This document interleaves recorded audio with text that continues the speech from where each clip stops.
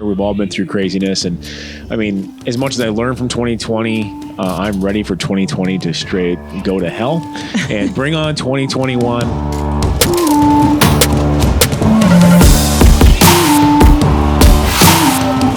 If we continuously use the prism of red or blue to justify our actions, our inactions, our natural bias, or our own opinions, instead of using the premise of right or wrong, we are all screwed.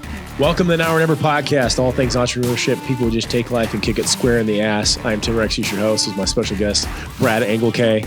And we'll be getting to Brad here in a minute. We're talking about all things BHI, OPP. But, a lot of big changes that we haven't been posting that much lately, but we're going to be doing a lot more. I know my wife is doing a Now or Never takeover tomorrow. That'll air sometime in the next week or two as well. But we're going to be committing to doing a lot more of these because we've been asked so much, which is awesome, which means you guys are watching, you're sharing it, which is the thing. I know if you ever listen to Andy Frisella's podcast, they talk about paying the fee. Well, here, same thing. If you like this, if you learned something, it made you laugh, if you think other people get value out of it, share it. I don't make any money doing this, like literally anymore. I get demonetized on YouTube. So, but a lot of people listen on audio. Just share the thing, man. It's how we grow the brand. That's how we grow the following of what we do. And my big passion in life for you guys and gals who haven't listened before is helping people become business owners. Helping entrepreneurs, being that person that I needed at that point in time for other people, whether that be you've been in the business 20 years and you need to make that next step or that change, or like Brad here, who's been in the car industry, he's been in the grocery industry and decided to make a big change and leave all of that for this wonderful company every day and take over as director of national sales for Vital Health International OPP Protein Popcorn. So welcome, Brad. Appreciate you coming on. I just told you 2 minutes ago you're going to be on the show, so which I think is awesome because it keeps it authentic, and I think that's why people like us because we are authentic. We don't filter anything because I don't know how to. And I don't think Chad's ever had to make more than one or two edits pretty much ever. I think it's somewhere around the lines of one or two edits. I think there was a instance when you said something you shouldn't have, and you did a no crap. And that's I say a lot of shit I probably shouldn't say, but usually only once in a great while I actually say, okay, that might get me sued. So even then, usually I say screw it. So, but we'll start out with you. Like, what made you decide to make the leap? I know we've been talking about it for quite a while, and it's a big change. It's an income cut at first, and all that kind of scary stuff. But what made you take the leap to make your passion your paycheck? Honestly, it was faith and actually believing in something greater than just money. Money's always nice, but realistically, when it comes down to it, sometimes you get that gut feeling about something, or you believe in something more than just the almighty dollar. That's what it is for me. And I started out just part-time working in your Rexius stores, and I love that. I think that was fun. And I've been in the nutrition and fitness game my whole life, whether it was, working out in high school, playing sports. And then also I've worked for many gyms in the area and across the Midwest. And that was something, it's always been in my blood. And then I kind of left that for the almighty dollar too, because, money's always important. And I thought that's what my life was about. And going forward, just being here, the few months that I've done more, and my whole demeanor has changed. And I'll be honest, just being around everybody that wants the common goal of just being successful, but also having the right mindset has done wonders for me. It's phenomenal. Yeah, I mean, that's the thing is it was even last week. I was heading home back from a late meeting on Thursday night, about 9:30 at night. And I drive by this office building where the studio is on the way to my house, and I see the lights still on. So I text Brad. I go, "Well, what are you doing in the office? I got my new desk put together. What are you doing?" I go, just getting home from work. I'm like, I can't be outworked. And it's awesome. And this happens with Chad all the time, but Chad runs like crazy ass hours. So, I'm used to Chad doing it. But now somebody else is like, I told Brittany, I'm like, shit, I feel like I need to get back up in the office and go back to work. I can't be outworked. But having yourself surrounded by a team of people that have that same commonality that just like to grind, I mean, it's infectious in a good way in that aspect because it just motivates you to push your game. And if you're not around people in your circle, in your group that make you push yourself to see what you're really capable of, then you're letting yourself fall short, in my opinion. And, Brad and I had several meetings. We had dinner with the wives, right? Yes. And then we had cocktails where we drank way too much. And it turned into like a 3-hour long conversation. It's supposed to be a 45-minute drink and eat, Both of our phones blowing up. Just where are you? Where You're are not you? allowed to be around each other. Exactly. This is what happens. And I finally had to like tell him, I'm like, you know, I go, I'm not really baiting anyone else for this job. Like, you're it. Like, at this point, you're not competing against anybody else, because when you find talent, and I don't want to push anybody into anything. I want them to want to do it, but I'm like, I didn't really have anybody else in mind. And you know, it's probably terrible negotiating from my part. So I'm like, here's what I can afford, but here's what I'm going to do, you know, and here's what we can do. And he jumped at it. And I understand, you know, what a huge gamble that is, you know, but you don't sit around when you're 80 regretting the decisions you make. You sit around at 80 regretting the things you didn't have the courage to do. And that's what keeps me up at night. You know, that's the only fear I really have is not necessarily being risky, but do I have the courage to take the steps to further my career, to grow a legacy, to do things that are going to make people speak your name in generations, whether in your family or otherwise.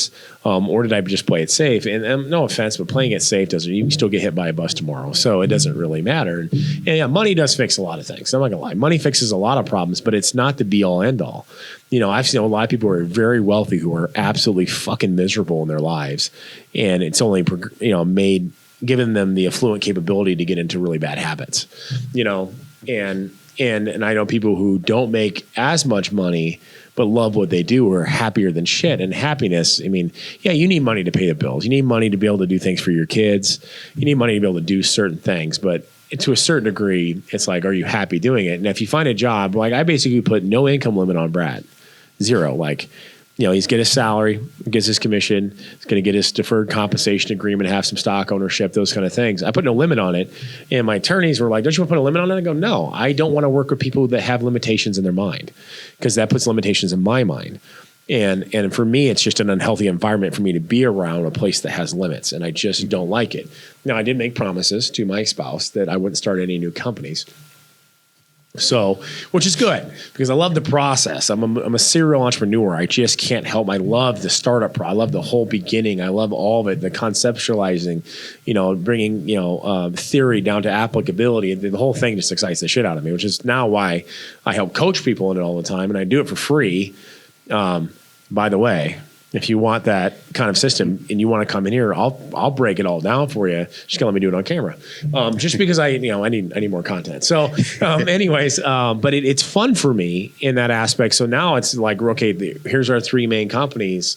Let's just throw all of our energy in this and find it streamlined. And I'm finding that, you know, when you bring somebody like Brad in, who's got as much motivation as I do, then all of a sudden, now he's completely booked out and full. I'm like, okay, so we're going to bring somebody else. And so we brought in the Learn Dog, Steve Lerner, to be at part-time, because he's still the GM for Iron Heaven Gyms. I'm going to bring him in on that. And he left his teaching career to do the GMs. And then he's got some extra time. I'm like, how about you be the new National Director of Public Relations? He goes, what is that? I go, I don't know. But I'm excited. And we're finding it out every day. And just him jumping in. And all of a sudden, like, we had this board. They were up here. This is the greatest thing. I come in late because I was sick. I got my wife, I got Brad, and I got the Learn Dog. Sitting here with a big whiteboard, just making up columns of lists of all the shit that we need to do or should be done or can be done. And I can't tell you how absolutely freaking excited. The guy that has, you know, I'm a checks and balances guy. Like, I've got lists everywhere. And seeing other people do that, where I'm like, shit, I got to get my game up. I didn't have that list ready for them, you know. And that to me is just it's awesome and it's exciting. And we got to go to the Olympia, and you know, that was nuts. I mean, for you, like, you know, a new career, jump in, and now we've got, you know, 50,000 people at an event. A month and a half later, just jumping into it. One, you don't know what to expect. It's my first time, and I'm like, I ran with it. I had so much fun. I probably talked to myself, probably 15,000 people at the Olympia. We went through 8,000 samples, ran short, the popcorn. We got international distribution interest. Yes. What was it? Dubai, Egypt, Puerto Rico, Costa Rica, Brazil, UK, Ireland, Canada. And now Brad gets the illustrious opportunity where like we get back, we're like, how do we do this? I'm like, I don't fucking know. So let's call a friend. And that's the good thing about keeping good relationships in this industry. You know, we've got a good buddy of ours, John and Michael, who basically said, call them on the phone. Brad calls them on the phone. They start walking them through, here's how you do or don't do this. And this is the thing about being in business, even at my stage, drop your ego at the door. Keep good relationship with people. Don't act like an asshole, and understand when the smartest thing you can do is ask questions for people who have more experience or a different idea than you do. Those are the three big things. And so we did, and they kind of are teaching us regulation in this country, regulation in that country. How does shipping work? How does freight work? How does this, that, and the other thing? What's your turnaround time? How forecasting goods? How much do they buy? All these different things, because international is a big market for us, especially in the supplement functional foods marketplace. So, and then Brad brings it into the grocery store chains, which all of a sudden they're going crazy. And I'm like, well, shit, that's better than I thought. So it's just fun. And I bring this story of Brad up for a reason. A very, very poignant reason that, we've talked about on the previous podcast, changing schedules and the problems with employment. I'm pretty sure that's what got me demonetized on YouTube. I didn't even say anything controversial.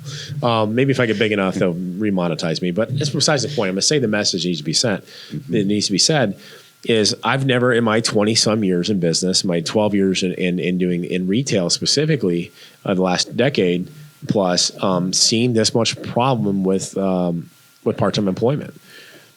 And listen, guys, most chains, like 48% of the population is employed by small business. And over 50% of those are a business with less than 25 employees. So that's a good chunk of the nation. And this entire rhetoric that, it needs to be based on what wages are paid, based on the area of the country. Like in New York and LA, you probably need to get paid more because the cost of living is higher. Mm-hmm. Understand that small businesses, regardless of where they're at, we're still competing against a global marketplace online with companies like Amazon. So our prices are pretty well set compared to what we have to sell to online. We can't sell for $20 more per jug in a nutrition store in LA when they can see it on Amazon or the website $20 cheaper. So how do you pay for that? You can't pay part-time high school or college employees $15 an hour, $20 an hour in a retail setting when you already have accumulated cost on the wholesale supply and demand chain, along with taxes, which have increased exponentially over the past 20 years, especially from an employer standpoint. Increased rents, increased property taxes, all those things are passed on to the retail. It's just, there's not enough in there. And then two, and I said this to a couple of employees, the last 2 years has conditioned people in a certain aspect with the stay at homes. And I'm not saying those weren't for good reasons. I'm not saying they were for bad reasons. That's up to you to decide. That's a whole nother podcast. But I have a lot of people who used to be real grinders, that 50 hours a week types that work 2 or 3 jobs that now only want to work 15, 20 hours a week, expect the same kind of lifestyle, want the 3 or 4 day work week. Guys, I'm 40 years old. I've been grinding my ass off for 20. I still work 6-7 days a week. And the simple fact is, if you only want to work 3 or 4 days a week, that's fine. I don't have a problem with that. Just don't expect the same kind of lifestyle I have when I work 70, 80 hours a week with a 20-hour week work ethic. And just make sure your expectations have changed. And I have some people that didn't even realize that this last couple of years has conditioned them to be very liking of a 3 or 4 day work week. Mm-hmm. And, but I said that those finances that were available to us during the pandemic were there for a reason. And they did spur local business. I can see that firsthand. For the very, very staunch conservative types to say we shouldn't be giving out money. I'm telling you right now, I saw a lot of increases in spending in our retail stores when those checks came in, which was nice. We saw it firsthand. Yep. You saw it in retail. It did help spur a lot of economy. It did, whatever you want to say or not. It's not something we can do all the time, though, because it devaluates the dollar. It's called quantitative easing. It's also another term is hyperinflation. And now we're seeing what happens. Creatine has gone from $3 a kilogram to $23 a kilogram in the last 6 months alone. Sucralose went from $5 or $6 a kilogram to $38 a kilogram in the last 90 days. This is all your diet and zero pops. This is every single food snack you eat.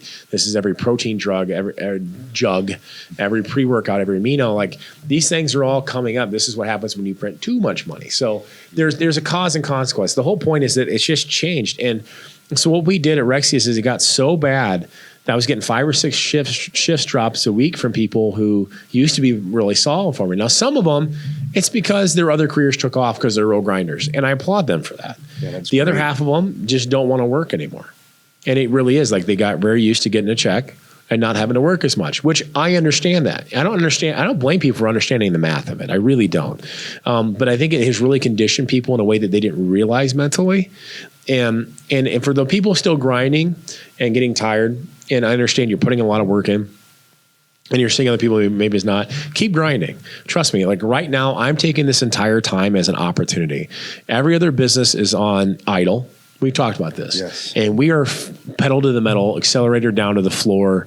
Let's go. It has allowed me to catch up 3 or 4 years on BHI in growth expansion and in Rexius and in Iron Heaven. Actually, all 3 companies, we have taken this time to accelerate past our competition who are playing safe, where I'm not necessarily playing risky, but it's an identified risk. Okay, it's a calculated risk, and I'm willing to bet on myself and my business partners and my staff that we're willing to go to that next level. So what we did at Rexius is my full-time staff are awesome. They're all just badasses. They are just great people. And I just felt it was very unfair to them to constantly not be able to plan a social life, a home life after 5 p.m. because we never knew if somebody was going to show up to work. We didn't know if they were going to show up on the weekends, and they can't plan anything. So we went from a staff of about 37 to a staff of about 13. What we did is we changed the store hours from 10 in the morning till 8 at night to 11 to 7. Managers worked bell to bell, 4 days a week or so, and a half shift another day. We went from 4 or 5 part-timers from each location to 2, and they would work the additional hours. We shortened the Saturdays down. So we actually cut about 60 hours a week between 5 locations off of the payroll. And in turn, what I've done is I've taken that savings and payroll, and I've increased the bonuses and pay for all the full-time staff and the part-time staff who were staying consistent with me because I appreciate their consistency. And sales have not dropped. Average profit margins are actually up. Average tickets are up because now I've got my superstars. And it's nothing against the people that I didn't keep, and please don't take it that way. It was just I need to stay with the people who've been consistent with me the most and reward them with continuing pay and continuing increased wages because I'm paying for their consistency and their loyalty to the business, right? And we had to restructure it. And I never thought in my last 12 years I'd ever get to a point where I literally couldn't find a 19 or 20-year-old kid willing to come work 3 or 4 days a week for 3-hour shifts. But that's where we were. And unfortunately, it's just the way it was. And so I think is now my management staff knows that this is their schedule. They can plan their oil changes, their haircuts, their tanning, their dates, their time with their kids, their time at home, their time for Nebraska. I got one of them who goes to every home Nebraska game. Yep. And he wants that time to go do so, and he should have that, yep. And so the corporate, us, main people at corporate are their backup. And we had to go so far as to change the schedule at all the corporate locations because it was exhausting my wife who does all the scheduling, having 37 people. And we hired 4 new kids, I call them kids, between 18 and 24. And within the first week, they all made themselves completely unavailable Friday, Saturday, and Sunday nights. I'm sorry, but when you're 19, 20, you're the Friday, Saturday, Sunday night person. That's what gets you experience. That's what builds a resume. That's what makes those connections. And guys, when you're working a part-time job, sometimes it's not always about the pay. It's about the connection you make. I can tell you of about 20 former part-time employees, and Brad knows this firsthand, that have used me as a reference on their resume, and I made them sound like the second coming of Christ on that phone call. I've heard it. It's awesome. My bullshit skills are legendary. Okay, I was born with it, and I honed it. I perfected it. I am the samurai of bullshit when it comes to making you sound really good on a resume. I've helped people get jobs all over the place. I helped a guy get a job at Google. I didn't even know people could walk on water literally until I heard him talk. It was crazy. And I'm good. I'm good, and I'm well respected in the business community. But if you work good for me and you were solid and you learned and you listened and you represented the brand, well, the least I can do is help you further your career. Even when full-time people leave me, I give them the greatest. Even if it's for whatever reason, I'm like, I can't ever stop somebody from furthering their career and make me an asshole to do so. So, and it's what they got to do best for them and their family. And so this is the thing. And that's the part about making relationships at places you work. Like, you never know what position somebody's going to be in to help you out the next time. It's the same way that a former employee of mine now works at a bank. It's the same bank that approved my last loan. Thank God I wasn't a dick, that I was a hell of an employer. Otherwise, they might have told me no. So that's the way I look at it. It's all about perspective. So, we covered a lot there in a quick little amount of time. But like Brad is a prime example of somebody who took this time as an opportunity to stretch and really find out where his talents lie and test where his capabilities and make an investment in his future. This isn't a part-time job for Brad. This isn't I'm going to try this out. This is I'm going to see what we can do and believe in the mission. And sometimes even where I'm a little bit, and you all know me, I'm a realist mixed with an optimist. I'm kind of right in the middle there where Brad's like, oh, well, we'll do 10 times that next year. Well, shit, Yeah, his man, goals always so low, and I'm like, no. He just keeps, which is awesome because it keeps me motivated, it keeps me dreaming, and that's the kind of team you want to build around yourself. So you need to ask yourself, guys, like, are you the person that's just coasting by right now? Are you the person that's going to push your limits? Are you going to keep talking about that business plan, or are you going to actually do it? Are you thinking about taking that career change, or are you just going to regret it in 50 years? Simple fact is, jobs are jobs, guys. Like right now in employment in this country, there's a job. People are desperate for employees right now. Absolutely desperate. I'm talking to business owners that can't fulfill crews even close to what they could 5 years ago. And so what's the chance? What's wrong with taking the leap? I'm telling you right now, in a year from now, if you don't like whatever you're doing, if the new business doesn't work out that you're trying, whatever, you can get a job doing damn near anything you want. And so if you only play it safe, there's nothing wrong with that. Nothing wrong with that at all. But if you have friends around you that want to take that leap, support them. Don't put your insecurities and shortcomings onto your kids or to your friends. Just support people, and that's the biggest thing. And if your friend switch to a new job, if they started their own business, damn it, support them. Don't keep buying from Bezos. He's got enough houses. Anyways, thanks for tuning in to Hour Never podcast. We'll post this episode shortly here in the next couple of days, and check out for the Brittany Rexius takeover, the Hour Never podcast. Apparently, she's going to get way more views than me and gives her bragging rights, which is bullshit. But, then again, it'd still be pretty cool. So thanks, guys. Check us out next time. Take care. Favorite mental health check out? I'm still working on it. It's hard. It is. It's really hard because you're always thinking if I don't work, I don't make money. Yeah. Because when you're your own boss, it's true. So it's really it's a lot of trust.